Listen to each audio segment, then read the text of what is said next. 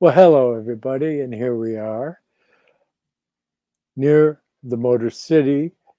I'm here with Dr. Douglas Gabriel, the remarkable adventurer. And my name is John Barnwell, and we're going to continue with another episode of interviews with an exorcist. Douglas, how are you? I'm doing great, John. Matter of fact, I'm feeling younger every day. And boy, I'm feeling good because we didn't drown after the deep waters we got in last week. And now I don't know anywhere to go but deeper. So unfortunately, it may for some people be getting into that realm. What do you call it? The realm of strangeness, the High strangeness. high strangeness, because this again will be something where people who only believe in the seen world, the material world, that which they can experience with their five senses, they're going to be left behind in this conversation. But what was it Rudolf Steiner said? I didn't get the quote for today, but in the show notes, there is an article about the Akasha Chronicle. And really, when it comes down to it, that was the deciding factor in the old days for people. If someone said they could read the Akasha Chronicle or the Akashic Record or go to the halls of wisdom or see your past incarnations or look beyond the astral light into the etheric wisdom into the physical body, which has to do with your karma and past incarnations. So I think I probably told this story earlier in the series. When the books when the book fell off the shelf in the bookshop that I was in, it opened. It fell open on the ground, So there's a page. I went, oh, I can't wait to see what this is. And I look, and it's Rudolf Steiner. I've been looking for these books for years. Pick it up, and what's the first thing I read?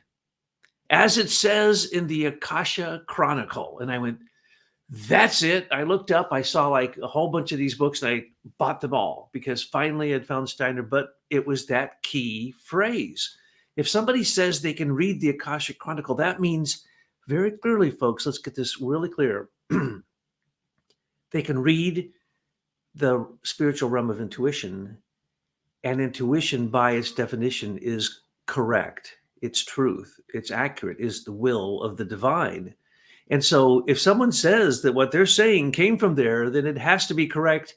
And if it's wrong, they should use the Old Testament rule. If you're a prophet up until the time that you're wrong, then you're dead because we kill you.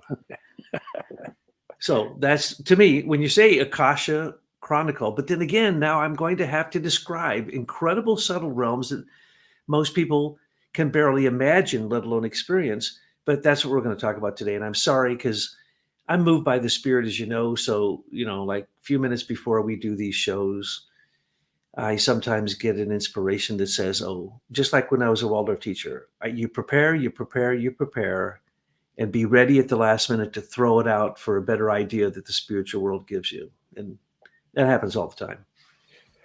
Well, that being said, let's dig deeper into in a very particular way, because you said Akasha Chronicle. Okay, so chronicle comes from the word chronos, and all you need to do is gain a panoramic view of what that could possibly mean, and you have a really good point of entry uh, in a mythic way. And Rudolf Steiner was very clear in that he said how valuable it was to study ancient myths, legends, and lore, and fairy tales. And these give you imaginative renderings of things that are representations of realities, like what Douglas is saying, is that so much of this has been handed on to us from the ancient initiates, and that this is the lore of that, but presented in picture language. And in fact, Rudolf Steiner continues on to say that, well, all the scriptures of the world are written in picture language. They're not written in abstract concepts, so that they can become a revealed teaching. And that as you deepen your perception, then your gloss on that text, so to speak, changes. It goes through a development, and that's what Douglas is trying to get to in pursuing this line of study. Oh, without a doubt. Look at, remember Kronos liked to eat his children, swallow them whole. And when Zeus came along, it was the goddess culture took him into a cave on the island of Crete and hid him and replaced him with a rock. And Kronos ate the rock. But Zeus lived long enough to make his dad throw up the previous siblings and then create the 7 gods and goddesses of Olympus, in contradistinction to Cronus's realm on Mount Othrys. And before that, of course, there was Uranus, and he was overthrown by Cronus. So when you're talking about those, you're talking about what Rudolf Steiner would start every lecture off with in many cases. As you know, the Earth's previous incarnations of Saturn, Sun, Moon, and Earth are the prequel for the 3 next incarnations of the Earth called Jupiter, Venus, and Vulcan. Well, that's the Olympian gods. And where you stop and where you look at that god or goddess depends on what age you're in. And you and I and others have been getting into a deep study of trying to get ready to articulate a clear expose of what happens in the future. Now, today we're talking about the Akasha Chronicle. So it's the Akasha ether, which is called the cosmic ether. It's called the mother ether. It's called Fohat. It's called the emptiness. It's called the vessel. It's called by Irvin Laszlo, one of the great syncretic scientists of our times, called it in his book, the A field, the Akasha field, is also quantum vacuum theory. It's also 0 point theory or 0 point energy field theory. It's the same thing. Well, Rudolf Steiner was the one who articulated that the best in our modern times, but it goes back to ancient India. So these things have always been known, but when they talk about it in India, they'll call it something a little bit different. They'll call it the tattvas. But it comes down to the warmth ether, the light ether are creating substances. They create and ray out in space. And then there's the sound and the life ether, and they contract space. They basically are trying to be the container for warmth and light that just rays out in all directions with great levity. And then there has to be the suction force of the ether of sound and life, which then create things like planets in our bodies and very useful things for human beings to come to consciousness in.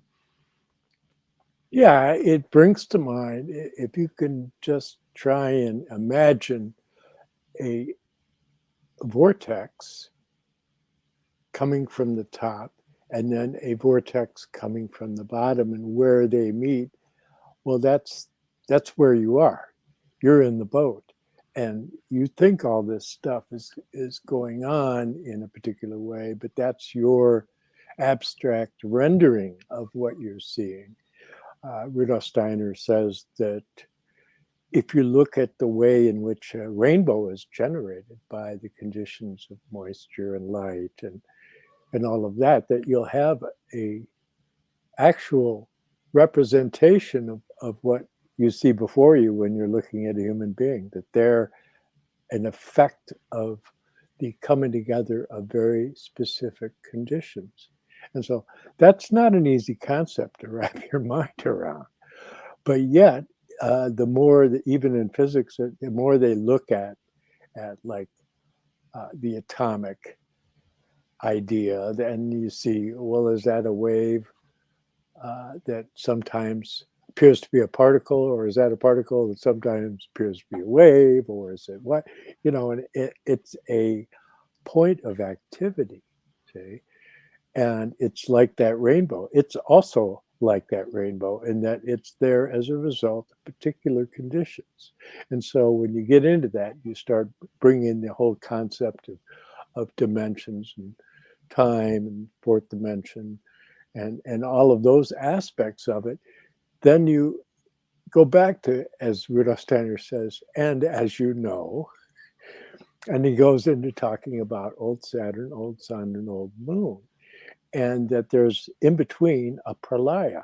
Well, if there's a continuity between old Saturn, old Sun, and old Moon, and then Earth, the fourth world, if there is a continuity, there has to be something that is maintaining the chronology, so to speak, of that passage into non-structure. You see this book? It explains all that he's talking about. And why are we talking in like a anthroposophical, theoretical explanation of a cosmology based upon the ethers? Because if you're going to, like last week, we talked about incarnations, and we actually brought forth the idea that Tyler and I have written a 2-chapter of a multi-chapter book called Immortal Love, which demonstrates that people do join together from incarnation to incarnation to continue their work, as long as they have some real work to do. And that's the one thing that you will see. For instance, Rudolf Steiner was connected to Anita Wegman in that type of a way. And he gave her poems to meditate upon. Yep, there's Ida. And she meditated on them so that she too could go to that time and see if she could experience the connection that she had then, not just for fun and entertainment, but so they could continue their work. Because the reason people join together is because they're intentional communities. So we talked before about an incarnation that Tyler and I had in a very long time ago in ancient China to plant the sequoias. Well, the people in Detroit were part of a group that I call the Prague group.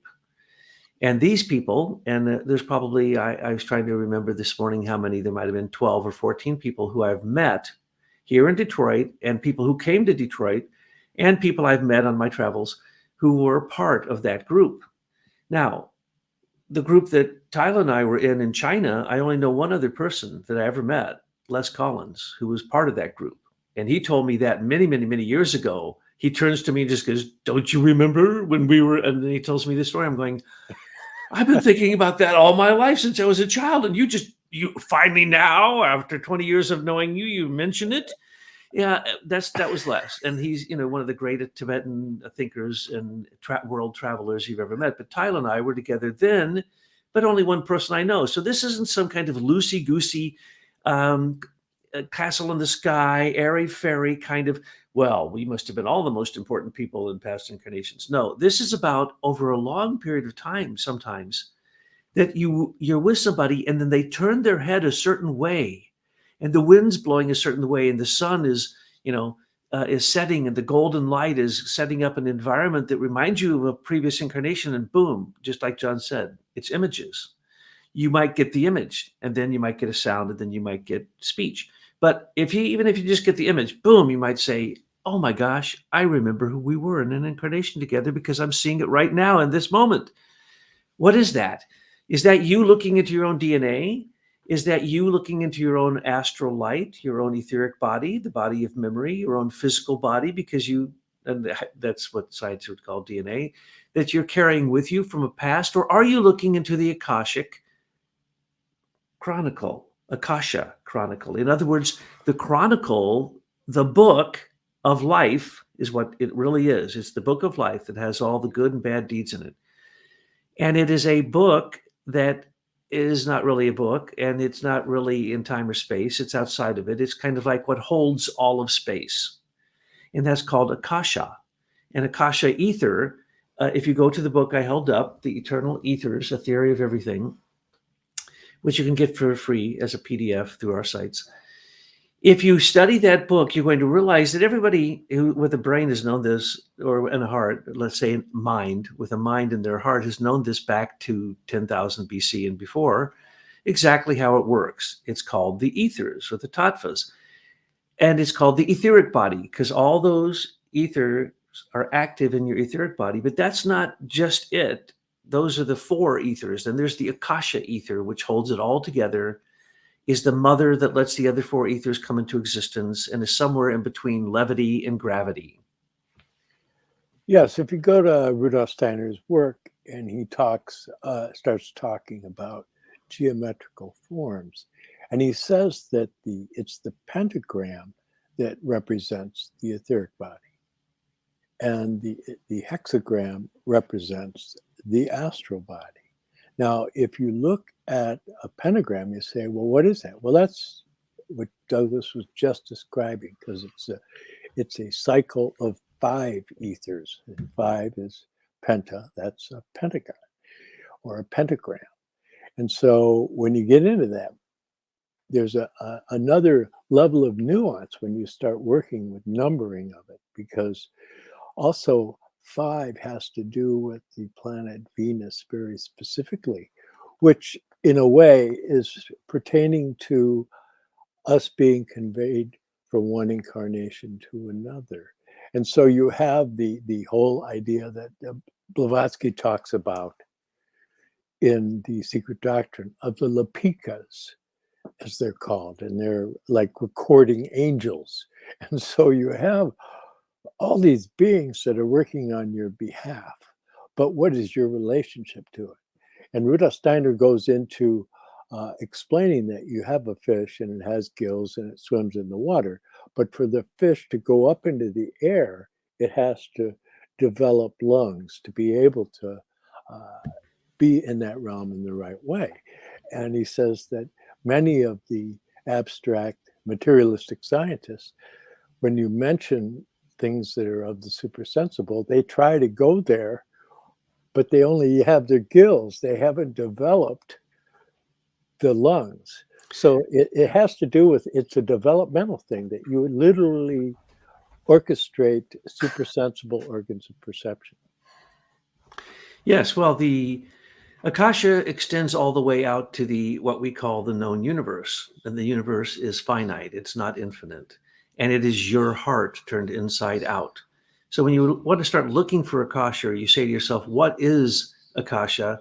It's the rhythm that happens between levity and gravity, and it's literally almost inconceivable for most people. But if you study the newest theories, the zero-point field, energy field theories, and such things, the A field, it'll give you a chance to see that that's what scientists have been wrestling with in the modern times with materialistic sciences.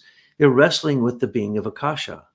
Now, let's say that when I met Tyla, how come I didn't know those previous incarnations until certain moments happened? That's because we hadn't engaged in our work, our proper work together. So you heard last time how one of the first things she said is, we can go anywhere and do anything. What would you like to do? What do you need to do on your list to complete things for everyone else? For your enlightenment, for the sake of all other sentient beings, they call it in Tibetan Buddhism. What do you need to do? And I went, well, I need to complete this thing with the sequoia trees. And then, as she said last time, I obsessively talked about it with her. Finally, she made me go there, look in the last corner of the last place, and there it was. Well, what does that teach anybody? We're trying to make something instructive for you. My life as an exorcist, it's very hard for me to go through these things because it's very difficult because I'm working on some of these issues actively now, trying to figure out the same things out that I've been trying to figure out for probably multiple incarnations. But, why did she do that? And then at that moment, why did we have the insight to know that we'd been there before? Well, what took us so long? So there's all these mysteries there. Well, if you're looking at the Akasha, had I ever asked that question of the Akasha in the days before I was 54 years old, I could have got an answer. And if the answer would have come, it might have been the same thing that I learned going there with Tyla and and because we had done something, the spiritual world was able to respond.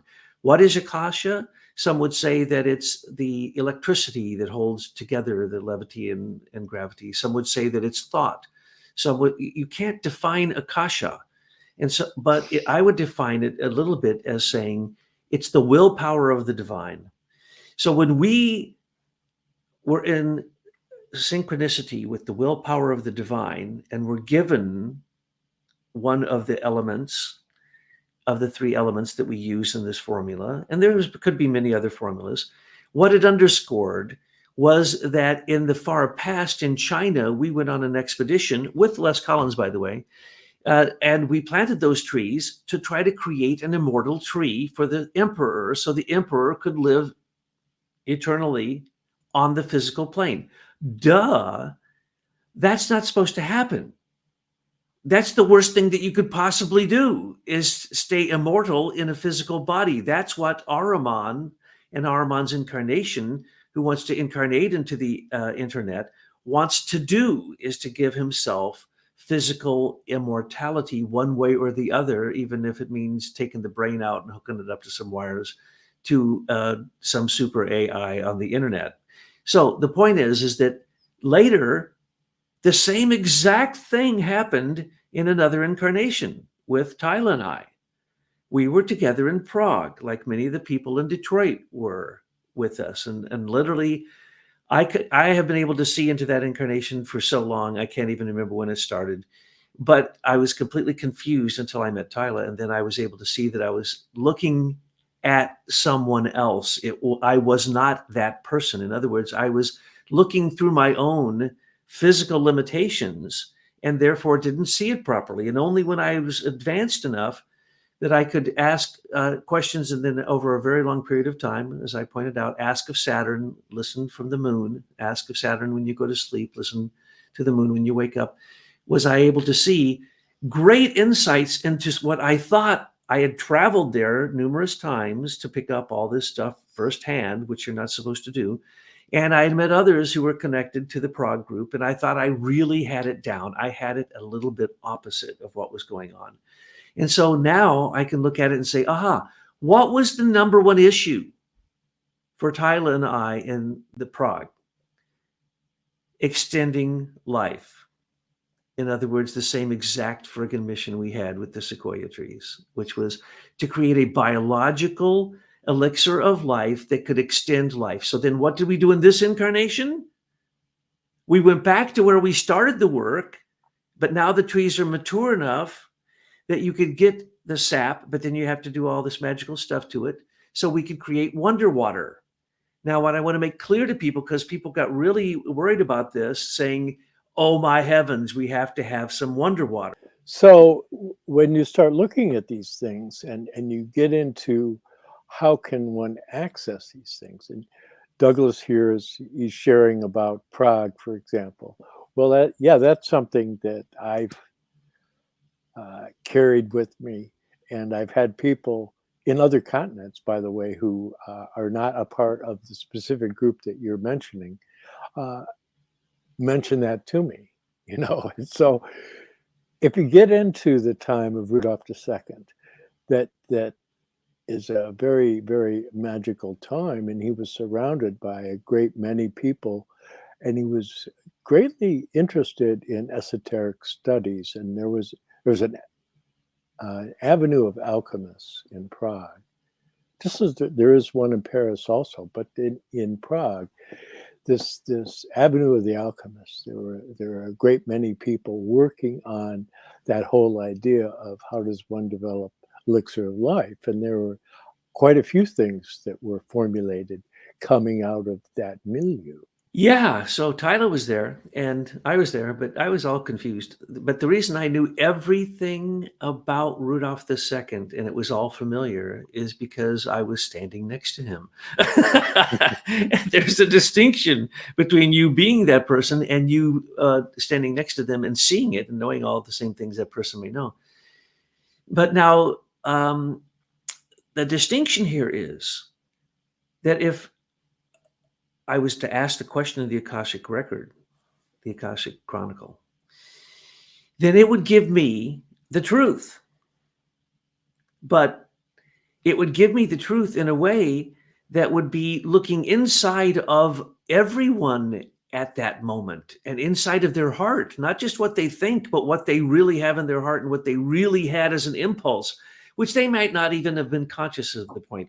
So you get much more insight if you're a Rudolf Steiner, and he looked into the court of Rudolf II, as you now mentioned it, the Prague group, and looked at that magical court of Rudolf II and these astounding greatest minds of the times, greatest alchemists, greatest theosophists, greatest philosophers, greatest artists. And there's actually a Rudolphine art style that was created at the time. And he was a patron of the arts instead of getting into a war through the Habsburg family, through Vienna with the Muslims, the Muslim incursion into Europe. And had he got into that war, none of this would have happened, that he would have really developed all kinds of amazing insight. Now, Rudolf Steiner says that his grandfather was the last initiate on the throne of Europe, Charles V.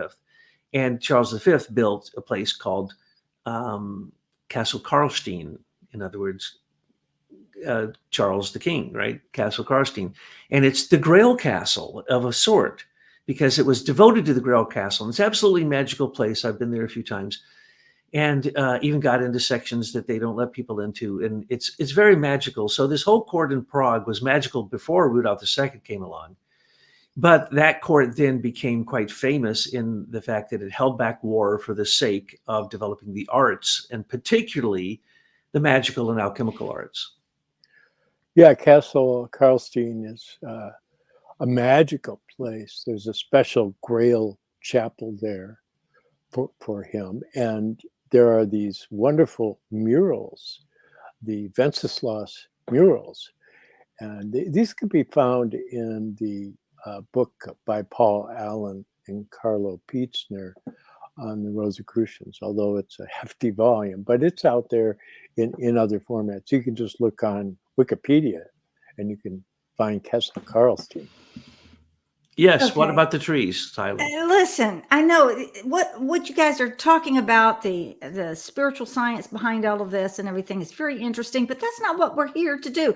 We're here to look at your autobiography, Douglas, and look at that and see if there is a path that others like us are taking, and it gives them confidence that, yeah, they're on a spiritual journey. So let's go back to the trees for a minute, and not to take away from anything you two say, because it's always so brilliant, but I want to get back to practical applications. Thank Well, you. You are, both of you are, and I could listen to you all day, but I only have. I'm glowing. Listen, here's the thing: people want to know, how did we come up with this water? And Right. I'm By going to tell you, giving people pictures to I work with understand. is very helpful. I understand, but I also know my audience, and they want to know stuff, and they want to know it now. They want to know about the wonder water and how it works for them, and they want to know how they can get some. And I'm going to tell you too, that when Douglas says immortality, that this elixir of life brings you immortality, it's not physical immortality. Because here, through all time, once we planted the trees, we would have these other incarnations where, for some reason, we'd have to go journey to see the trees. And this happened probably over lifetimes, many lifetimes. But what we were doing really is going there and awakening and having more consciousness about what it means to have immortal soul. So as you go to the tree is steady. The tree has been there for thousands of years. And so you're coming back to it. But each time you come back to it, you have a higher awareness of yourself and you have a higher consciousness. So this last time that we went, like, we were on fire. We knew what we were doing. We knew what we had to retrieve, and we knew how to make it work. And so we did. And I was blown away when I opened up an email. I listen, people, because the last one we did, I said, here's the wonder water. It's not for sale. And I feel badly about it because I want everybody to have this. It's amazing.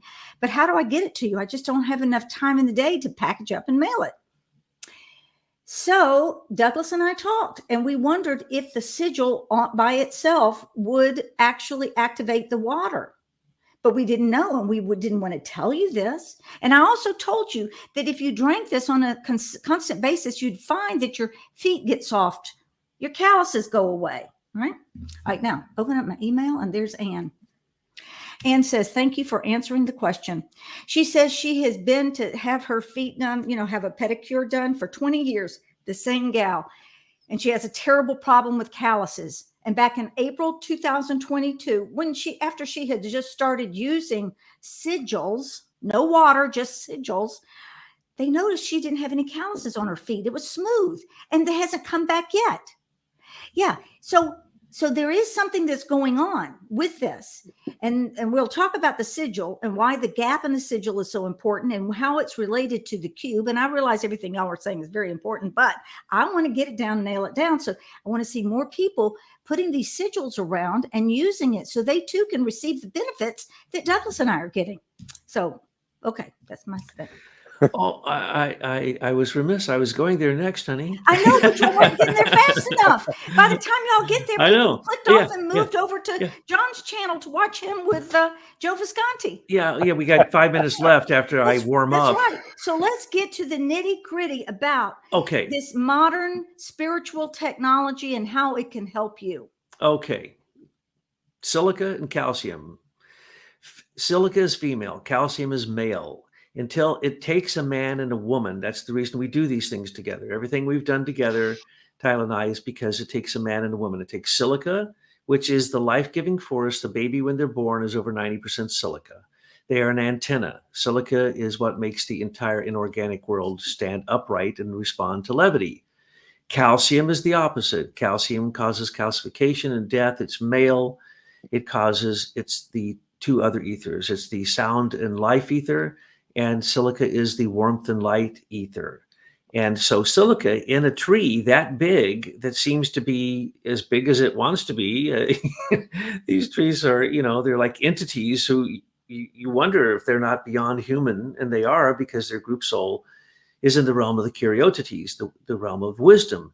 So when it spoke to me and said to do that, okay, it told me how, but I didn't know how. I just remembered the words, and I'd go back and they'd keep saying, you haven't done it yet. And I'd say to the trees, well, I'm working on it. But it took actually the male and female coming together. So if those who want to know the formula is impossible practically to replicate. You have to take perfect calcium and perfect silica and mix it with the agent that will make it active in the blood, which is iron. The strongest iron is meteoric iron. So how do you get meteoric iron that's not going to rust? Good luck with that one. Only certain palladiums and certain types of meteoric iron also have a meteoric. Let's make sure people know we are not suggesting that you ingest these things. You'd never ingest it. It'd be very dangerous. You put it into water. And why? Because you can take the word love. You don't put those hard substances in water. I just want to make it really clear. Absolutely. We're not giving medical advice. You take the vibration of these substances and transfer it into the water. And then we went a step further and we put those vibratory signatures in the cube, which is attached to the sigil. So everywhere you have the sigils, you're going to feel the effect of the wonder water. Anne says this. She never drank wonder water. She didn't even know what it was. She says, but I've got sigils all around the house. Yeah. Yeah. Well, that ties into the work in hyperspace, as he called it, Bill Nelson, that Bobby Hankins worked with so much. And it's a similar concept that you can, Rudolf Steiner mentions Desiree Dubonnet? Yeah, we have all those machines, John. Yeah. But we don't use that machine, the ski or the. No, but I'm saying I'm trying to give them a concept by which they can maybe get a mental picture of what we're describing. Because Rudolf Steiner says that part of what the Rosicrucians did was examine the interplay between the physical and the etheric world. That there's a state of being, and that's that gap. That's what she's talking about. See, because the higher beings come in through the gaps. It's called vibrational medicine. And some people have perfected it, and Tyler took it a step further with this. And so we used what's called a Hieronymus machine. I'm not going to tell you what type. You can't even get them anymore. Extraordinarily powerful. And we put it through vibrational. We separated the sulfur side mercury by finding basically the other side of silica, which is calcium and iron. And then we put it into a vibrational state and put it into water. We put it on a magnet that we put onto a jar, so it had that vibration in it permanently. And we would put a sigil on it. Now, a sigil, what is a sigil? Okay, well, here it gets complicated. Pat Flanagan, I helped Pat Flanagan turn a pyramid into a two-dimensional flat object. And that's what people charge their food on. They're basically two-dimensional pyramids. Well, we had the cube, and she asked, that's a whole other story, but I'll quickly go through that. She asked that we flatten the cube. We'd made a cube to help children learn. And there are sigils. Yeah, let me get them right here. See, in the middle right there is a gap. Now, the gap is sort of like, if you've all seen the double slit experiment, and how potentiality and the possibilities are endless. It's about what you're concentrating on, that how it falls into reality or into the physical space. That's the gap. And so in this gap, you can have detrimental energies coming your way. And once it hits that in that gap, and you have the consciousness that you can change this, it will reverse the spin of the detrimental energy. And it will either neutralize it or it will bring beneficial energy to its level or greater. You don't have to do anything No, except have the consciousness of putting this around. Yeah, and the just stay sigil, conscious. the sigil is one of the oldest spiritual images that instantaneously creates energy, because it takes your left and your right eye, your left and right of your brain, and it causes your corpus callosum to merge. So you immediately go into a brain coherent state by looking at the gap. Now, we added arrow antennas to it so that the one side would become male, one would become female.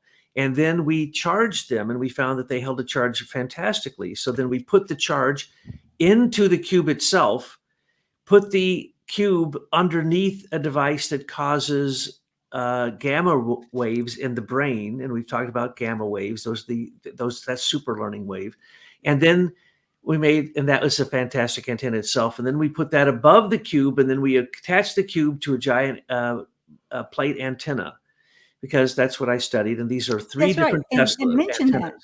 John, because Douglas, when I found out that when we did the cube and we saw the antenna, and I said, we have to get the antenna out to other people, I already knew that Douglas was an expert in antenna design. He designed the collapsed array antenna on planes that were used to spy on Russia back in the day.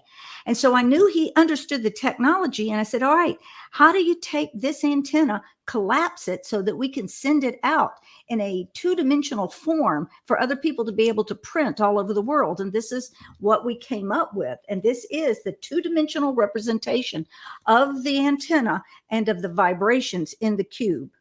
So that's two-dimensional, that's angelic. All you have to do is look at it, and it causes the effect. But more than that, the antennas, the arrow antennas, cause what we're radiating out from the cube, which we didn't know was going to happen when we invented the cube. And that's a very long story, and we've written about it. Maybe we can drop an article in one of the podcasts in the show notes to point out that when we created it, Bell Laboratory created one almost exactly like it, but with electronics. And somebody else created one, and they're all antennas, and they're the exact size antenna.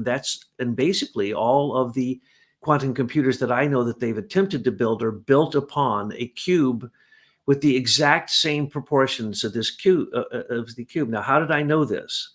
Well, I went to Tesla, and I went to radionics devices, and I worked with Peter Kelly, and we took the Tesla antenna designs and it was his last project before he died. He never completed it.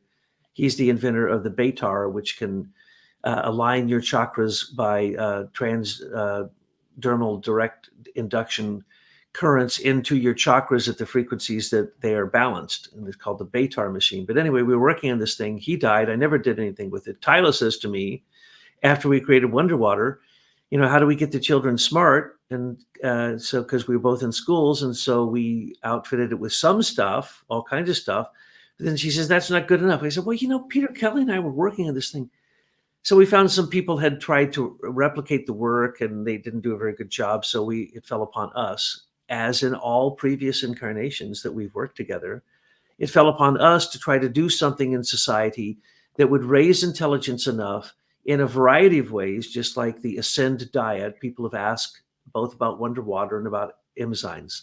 The enzymes that Tyler created, we no longer create anymore. You can't do the process anymore. But she does recommend other ones. Enzymes are absolute magic. All these things that we're dealing with, anytime they discover anything, what is it? It's an enzyme. It's an enzyme that makes it work. So enzymes are, what can you stimulate an enzyme? Can you stimulate the field of enzymes? Can you stimulate your biome? Read the Gab posts of Tyler every day, and you'll see where we are trying to teach people these things. So in the Prague incarnation, and in the Constantinople incarnation, in the incarnation in China, which came to America, and in other incarnations, we're doing the same work together. And Rudolf Steiner points out in karmic relationships that there are people who are reincarnated immediately because they didn't finish the mission that they were on. I was in Hawaii. I was trained by the Nechung Rinpoche, the man who decides the letters that appear over the spiritual lakes in Tibet that spell out the name of the new Dalai Lama or Panchen Lama or whoever the great lamas are. He was the one person allowed to do that. I studied with him. He brought the Vajrayogini Tantra, highest yoga tantra, to Hawaii so that I could get initiated in it, because he was hoping that I would follow in his footsteps. Because, it's very rare to meet people who can actually manipulate and ask a question and get an answer. So Tyler says, make the cube. So I put it off, because I knew it was going to be very powerful and it would be just beyond anything I probably ever made. And so then she makes me make it. So I had to go out and find the copper, and I have to make the insides. And I'm not going to tell you what's in the inside, but the inside are used in radionics machines to jump time waves. You can literally go backwards and forwards in time with the device that is inside of the cube. So you can't replicate it. Don't ask for another one. There will never be another one. And it doesn't matter, because everybody in the whole world is being rayed through with this vibration. And we learned that from the work that we gleaned from the men that you just mentioned and other ones, because we study all this stuff so that we can see if we can turn our interests into something that's helpful for ourselves and humankind. So we created the cube, and I'll quickly end this story. Then I want Tyler to say something. So Tyler says to me, okay, prove to me it works. I'm like, oh, whoa, okay, all right. Well, we have to have a need. And she says, well, we have a need. We need the engineer you said this thing isn't perfect. You need to make it perfect. I'll pay, what it takes to get it. It was a rough prototype, and I It was a very needed rough exact prototype. measurements, and I needed it to fit into the box. We needed an engineer at that point. Now imagine, I'm going to call up and find an engineer who understands sacred geometry and spiritual science and ask them to do this. I mean, this is crazy, right? And the people that I had contacted laughed. So Douglas, what did you do on the first prototype of the cube? So we set it on the kitchen table, and she says, okay, make it work. And I'm like, well, okay, we have to have an intent. All right. Okay. So you need a guy who can help us build the inside of this. Okay, fine. Well, it could have been a woman. We weren't picky. Or a person. And so then I said, anything else? We have to define it. When you ask of the spiritual world, you better define it, and you better think about the repercussions, because they're going to answer if your request is sincerity. You do get that, right? She goes, yeah, I get that. And she goes, well, how are you going to activate the cube? I said, that's why the hole is in the top. I just put my right hand over the hole, and I ask for an engineer who understands radionics and understands all this stuff, which there's probably only about 5 in the whole world. So I went into a couple minutes of prayer. And then I took my hand off. I said, okay, the message has been sent, and I'm really shocked. It went really far, and it's going to come back. And she's like, okay. Now, you can't imagine that Tyler would ever be impatient. But I'm getting impatient with the story, because within a day, I got a call. It was right there, honey. Remember, we went I'll over just this say the within night. a day. No, it was within minutes. From an engineer who fit all those things. I just so happened to meet this man at a workshop, and he had saved my number. Maybe he didn't know that there was a Douglas Gabriel out there, but no, he was married. It was all good. But anyway, he called. He says, hey, do you need an engineer on anything you're doing? I go, yeah, I do. And so we took the prototype to Paul, and he then designed the tight fittings that we would need inside. So that's enough of that story. And no, now it's not. I got to say that I was standing there. Remember, we just stood there for, I think, maybe 2 minutes. He calls up and says, you said, why are you calling me? And you're like going, wait, your wheels are working. And you going, this is an engineer. This guy's probably one of the only 5 people in the world who could do this for us. And he says, and then you said, I'm standing here talking to my husband, Douglas Gabriel. He goes, oh, that's right. He didn't know I was married to you. And he says, you know him? And she says, I'm married to him. What are you talking about? She goes, and then all of a sudden, that doesn't mean she knows him. Right. Yeah, my rank got higher in his book, so now he was paying attention. Immediately, and he says, I am standing here with Dr. Bowler, who accredits Douglas with her becoming one of the best chiropractors in the world. And we're talking about Douglas, and you call me.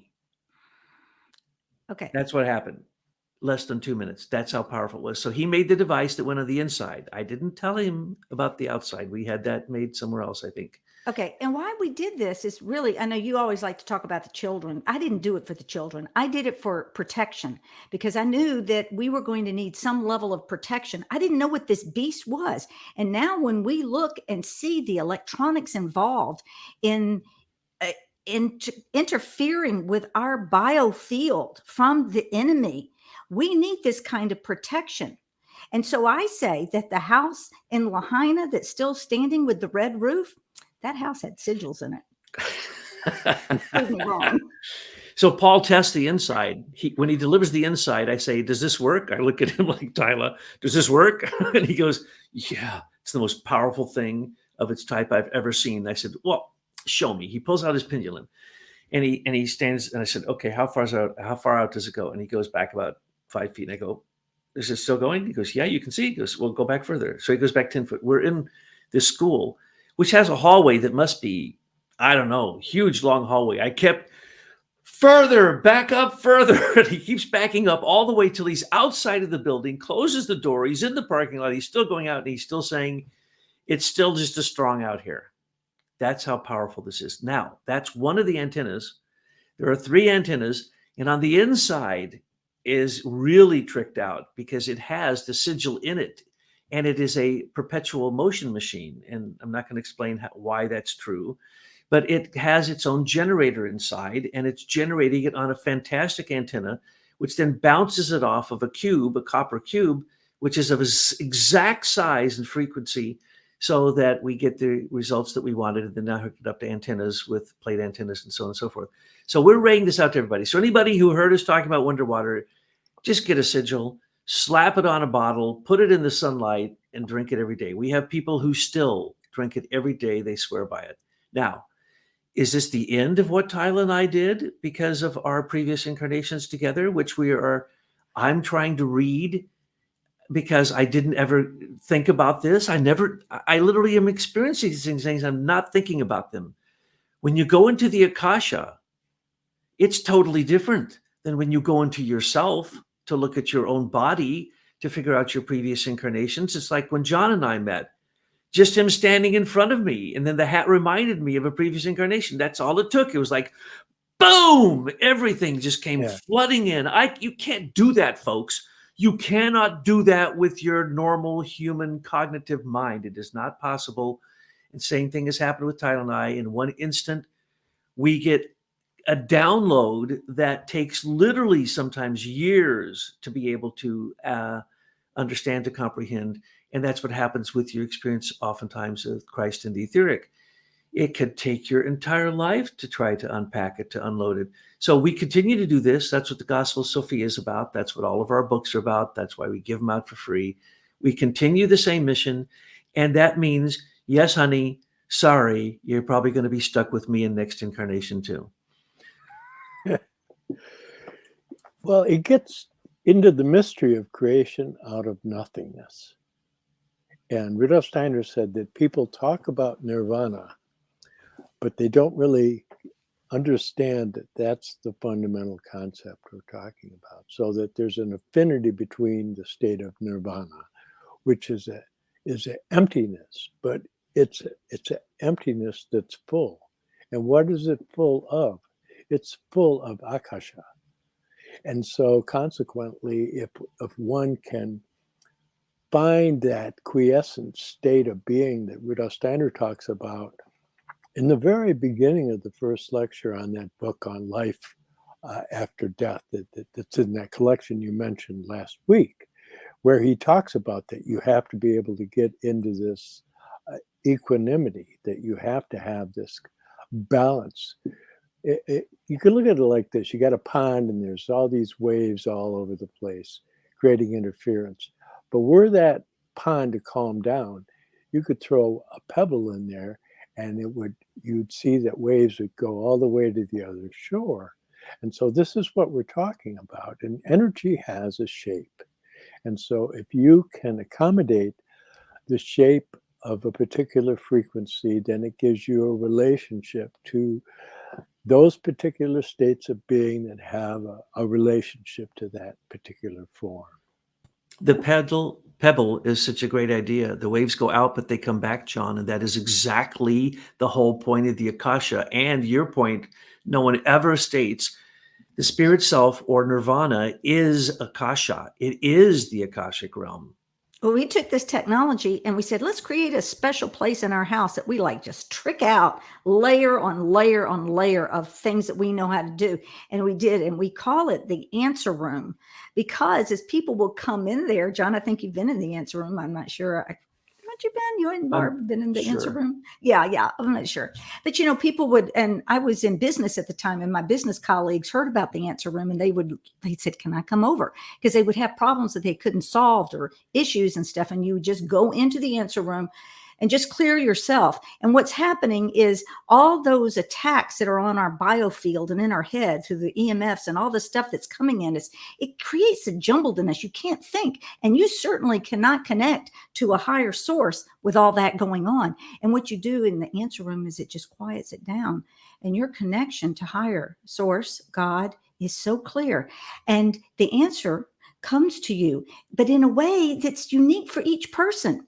It's not like somebody hands you an envelope, here's your answer. It'll be that you walk out the door and within a day, the solutions are found to your issues. It's just magical. And I'm saying that each one of you out there can create your own answer room in your own space in your home where you can have that clarity of connection with the spiritual world. The still quiet voice. Yes, Yeah, John. it's the old story, the armor of God. And so if you can work consciously with the things of this world in a way that allows you to couple, it's coupling, you talk about coupling, but coupling is a triune principle. It's not a binary principle. So that's the key is a Father, the Son, and the Holy Spirit. It's a Trinity. And likewise, you have a man and a woman, and you have the connection between them. Or you have in this sigil right here, that you have the two spirals. And so you have that gap concept expressing as creation out of nothingness. And so that's kind of like when old sun or old moon would come out of the pralaya and recapitulate, so that you have this kind of Fibonacci series of unfoldment that arises out of nothingness. And Rudolf Steiner said that Buddha was able to create out of nothingness, as was Christ, of course, because everybody else is just doing karma. Yeah, just doing karma. Yes. Well, what else do you have to say, Tyler? Because you're... I know. I was getting ready to say. Tell the story about Pete. No. I don't want to give any. Look, there are many stories in the answer room. It's enough to confirm it with me. Yeah. Anne wrote me and told me the sigils are working on her feet without even the wonder water. I don't know what else to tell you, folks. I mean, these are free to download. What harm does it do to put a few? Hey, look, you know what I like to do? I have a checkbook here. My checkbooks have a sigil on it, and they're always full.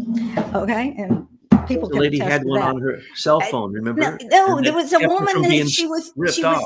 no, she didn't. She had it in her wallet, and she was getting mugged, and she quickly pulled one out to say, well, just don't take this. And they go, well, what is that? And in the end, they were so curious about the sigil, they took the sigil and not her wallet.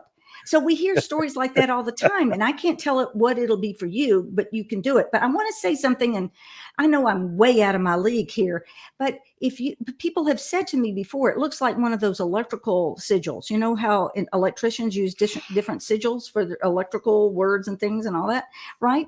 Well, it looks like it. And I go, well, it is, but it's a level higher. So you have all this electronic stuff coming at us, attacking us.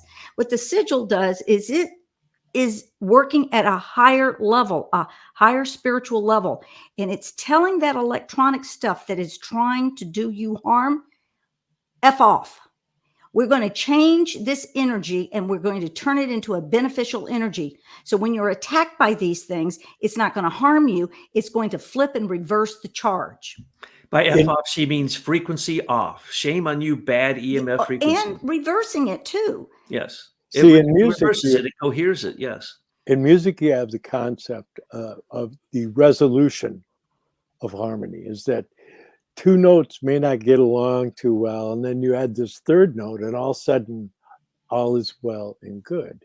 So it's a very. I have had people run from my house, family members who can't stay here. I know why, because that energy is conflicting with the energy they're bringing into the house. Oh yes, and the cube is so powerful that when we hooked up the Sonos and it kept failing again and again and again, they called up the central office of their central office, and the guy's going, "Look, this is the most sophisticated equipment we have, and there is another signal that is pulsing from that house. We've never seen a signal like that before, and it's what's messing up your Sonos." Now, fortunately, we don't use the Sonos much, maybe once in 10 years. And so it didn't matter. But the point is that literally we've had the confirmation that this device pulses so much that it worries anyone who has other devices in the house because it overrides them. And we're not being stingy about the cube. We only needed one cube because the energetic quality is in the antenna. All you have to do is print it. And we ask people to go ahead and protect your environment, but to take a sigil and put it on someplace where you think is sacred, because that'll bring beneficial energy to the collective. And also putting it in places with detrimental energy. So if you're in London and you're at wherever, I mean, there are so many evil places in the city of London, start slapping sigils on the sides of their walls and their doors. People may laugh, but we've been told how much it works and we can't even believe it. Yeah, that's a challenge. We need a sigil stencil. I need to. Well, yeah. And here's the thing, you can print them. I go to the printer and have rolls printed that are really good quality ones, but it doesn't matter.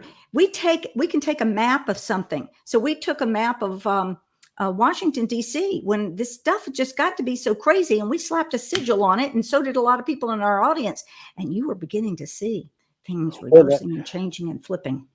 That reminds me of the Hieronymus box. That's what it is. And then that he used actual photographs, negatives, and there's something very, very magical about that representation. He could put insecticide on the Hieronymus box, so the photo of the field, but tear off a corner of the photo, and the insects would be taken care of everywhere except where he tore off the corner of the photo. I knew him, and we use a Hieronymus box to make the Wonder Water, but I was there when he did that, John. You know why he did that? To prove to them that he would put the insecticide on they have to get an aerial picture of the 40 acres.